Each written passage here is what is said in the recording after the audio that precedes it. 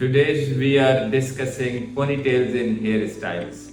Ponytails are very important in styling the hair because it looks very nice and beautiful to everyone, and even in young ladies or maybe in upper age ladies. But it causes hair losses.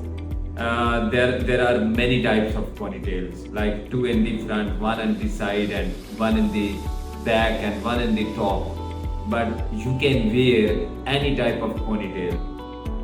But once it causes hair loss, I will tell you how can it cause hair loss. When you are doing some tight braiding, it can cause hair loss.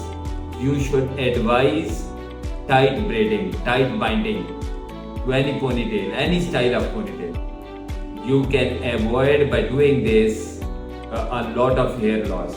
For example, I tell you, if you lose only 4 hair a day, what would happen to you is you will lose 120 hairs in a month and 1440 hair in a year.